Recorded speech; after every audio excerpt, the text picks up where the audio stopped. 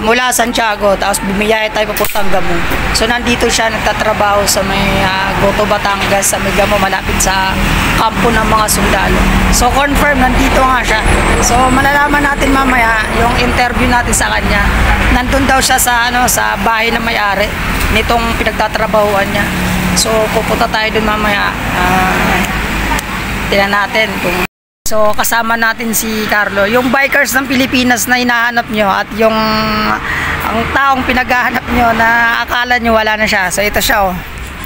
Ayan siya, oh. Nakikita nyo ba yan? Sinadya ko siya rito sa Gamo kasi may nakapagsabi sa akin na nasa Gamo siya.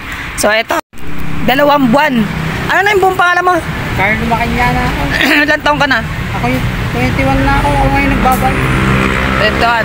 So ngayon, yung paano ka ba napunta rito? Kasi yung last na video ko sa'yo is papunta ka na ng Bicol, di ba? Natatandaan mo ako sa Santiago? Di ba nagkasalubong tayo doon? Tapos papunta ka na ng Bicol, di ba? Paano ka nakabalik dito? Hindi po, yung nakauwi na ako sa amin, may dala nga akong bike. Naglayas na ako. Umigil na ako sa pagbabike ko yun. Yung bike na gamit-gamit mo, nasa na yun? Nasa bahay po namin sa Laguna. May bahay po kasi ako sa kapatid ko sa Laguna. Sa Laguna, sa Alaminos? Alaminos, Laguna. Okay, ganito kasi yan. May nag-chat sa akin na hindi ko alam kung kapitbahay kapatid mo. Ang sinabi niya is ikaw daw ay patay na. Ay nga din po yung sabi dito sa chat. Ikaw daw ay wala na. So ngayon, dahil yung last na video ko sa'yo, medyo may katagalan na yun, di ba? Mga ilang buwan na rin yun, mga 2 months ata. Ngayon, may nag-chat kayo sa akin na nandito ka. Kaya sinisigurado kong ikaw ay totoo nga nandito ka. Kasi ang alam nila, hindi ka na kasi, di ba? Minsan, pag may nakakita sa'yo is pinipicturean ka. May nagpapapicture sa'yo. Minsan, may bike kang dala. Yung una po, sinat namin yung kapatid ko. Oh. Sinasat namin, ang ginawa naman dito sa kapatid ko, ang ginawa po yung aking amo, yung ginawa ng, binablock. Ah, bilak siya? Po yung aking amo, ginawa, binablock ng kapatid ko. So, ganito, ang itatanong ko lang sa inyo, kasi may Facebook ka? Meron po.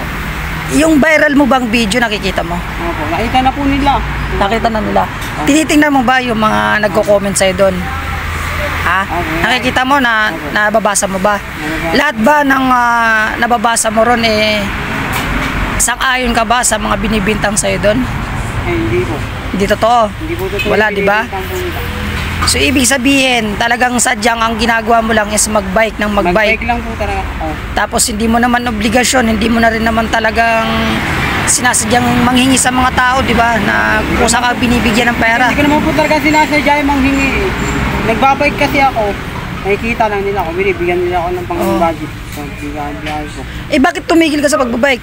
Uwi na lang pinano na ako ng kapatid ko, lumayas kasi ako. Kaya binubugbog ako sa amin.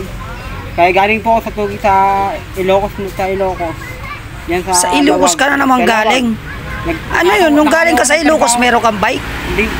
Po, may trabaho po ako yun. Nagtrabaho ako doon. Nagtrabaho ko doon? Sa bigasan. Lumayas naman ako. Kaya pinapagalitin kasi ako ng aking amo. Pero karamihang madalas ka, nasa Bicol ka, di ba? Opo. Karamihan nandun ka? Taga-Naga. Taga-Naga.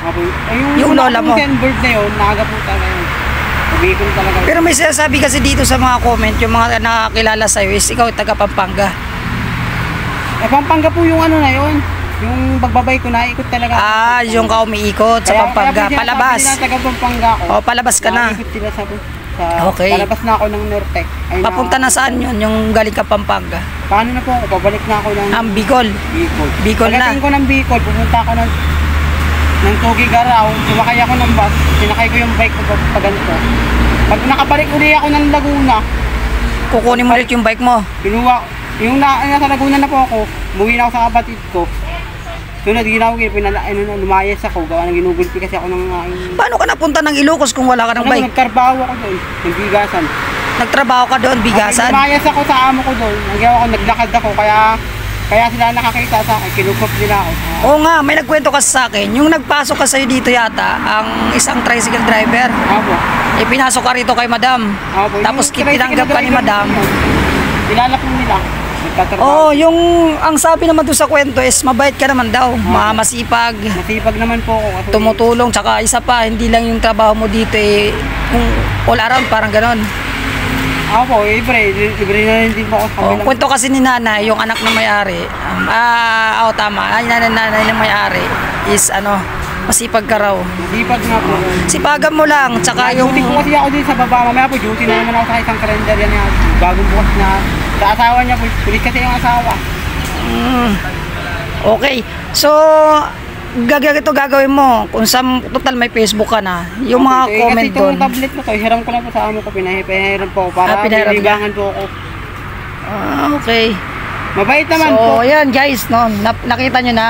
So, hindi na po siya nagbabike dahil dun sa mga pambabash ng mga tao. Pero wala akong sasabihin na kung totoo man o hindi. Kasi yung tao lang din naman siya. So, wait lang Okay. Wait lang.